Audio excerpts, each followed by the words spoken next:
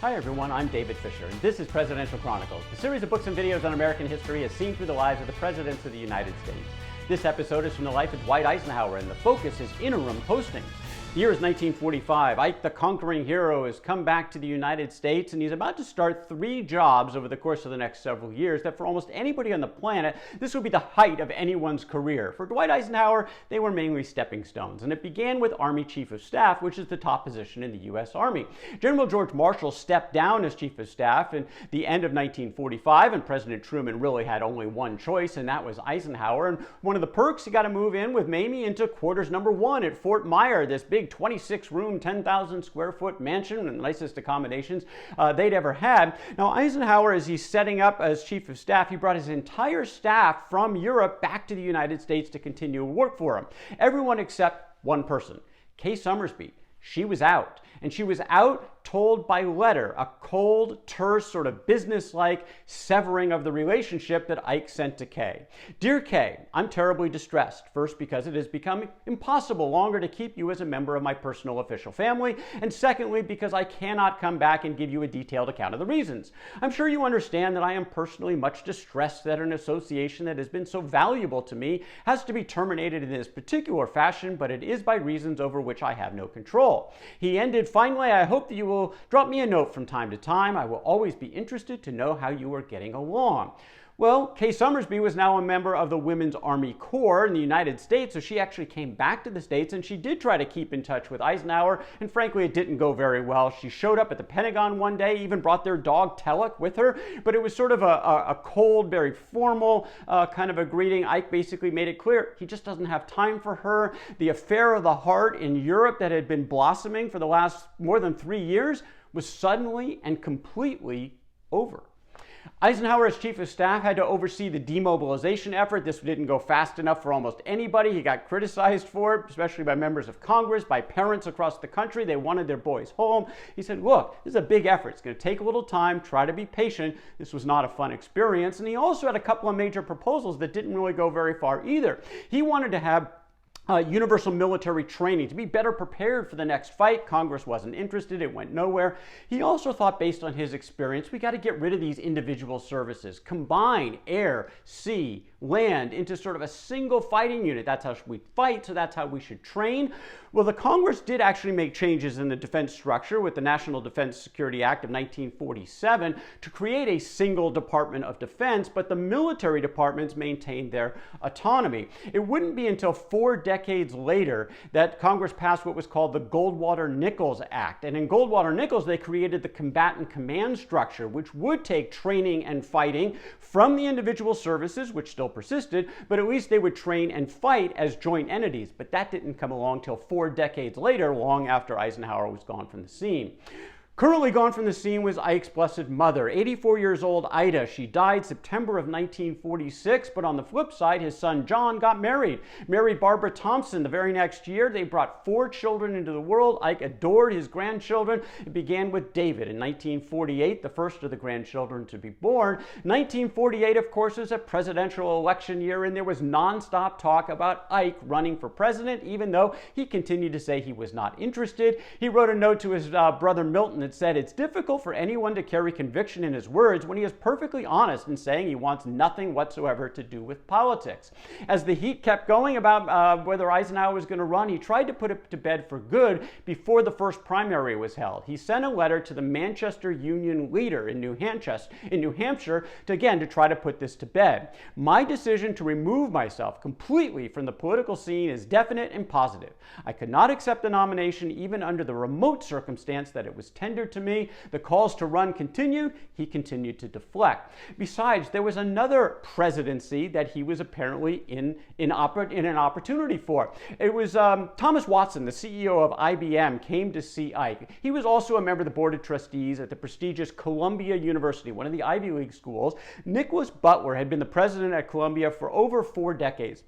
he was finally stepping down, and Watson wanted to see, was Ike interested in taking on the role. Now, first, Ike thought, well, maybe you've got the wrong Eisenhower. His brother Milton was the president of Kansas State University. He was the academic in the world, and well, Ike had actually considered academia post his military career. He was thinking maybe a small school where he could have sort of a strong influence, but Watson was pretty persistent. Ike didn't say yes, he didn't say no. Watson continued sort of the dance over the next several months, and eventually sort of put it on him and said, look, you don't have to do fundraising. You don't even have to get involved in the detailed academics. We want you to lead the university, to be a leader, to think big issues for the country. Would you come in and be the president of Columbia? So in February of 1948, Ike agreed. He was still a general of the Army, a 5-star appointment, and that was a lifetime position. So he could technically be recalled at any time, but he took off his uniform and got ready to be the president of Columbia in the fall of 1948.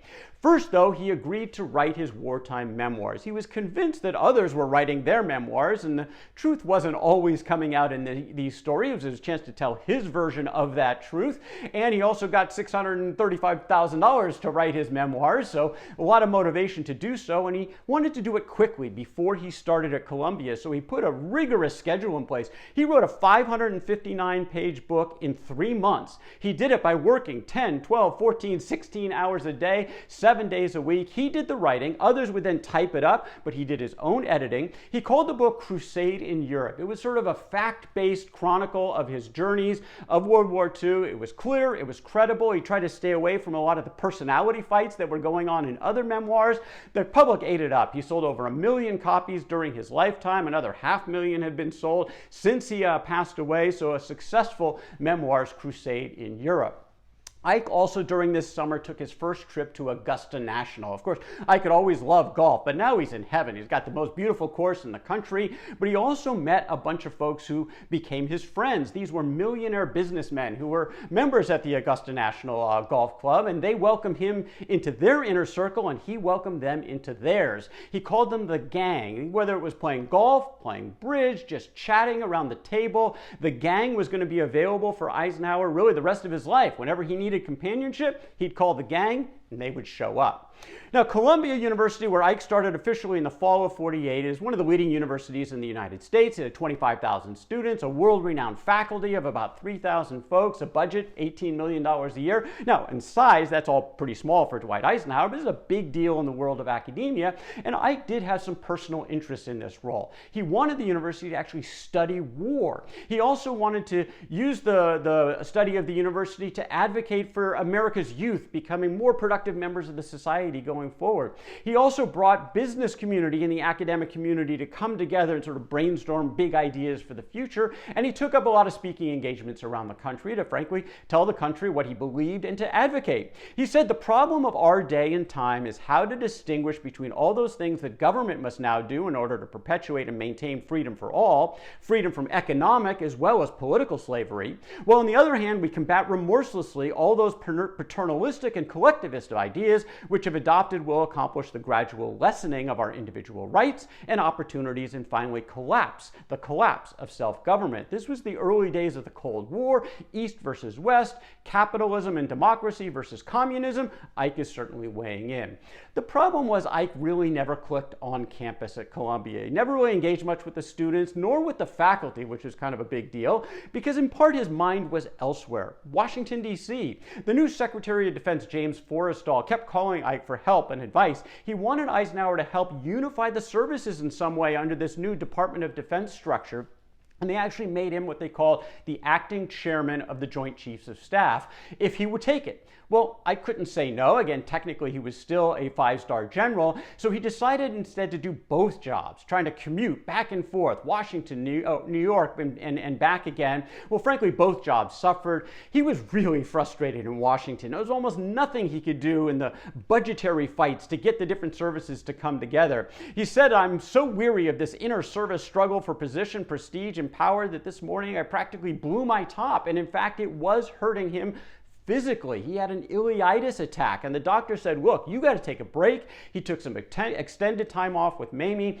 found new ways to relax. He began to paint, something he started just dabbling in, and he really felt like he enjoyed it. He said, painting, it gives me an excuse to be absolutely alone and interferes not at all with what I am pleased to call my contemplative powers. He also decided to quit smoking for his health. Cold turkey, basically gave himself an order, not going to smoke anymore. So he's making some lifestyle changes, but again, he was really sort of further and further away from the activity at Columbia, questioning his role, the call to public service. He was sort of disengaging. Richard Rovere made the comment that Columbia's disappointment in Eisenhower stems not so much from any administrative ineptitude as from his inattentiveness to the problems of administration. It isn't so much that he is a bad president as that he hardly ever functions as president. Presidency at Columbia just wasn't working really for anybody. Then he got a call from the President of the United States, Harry Truman. In June of 1950, the Soviets had backed North Korea's invasion of South Korea.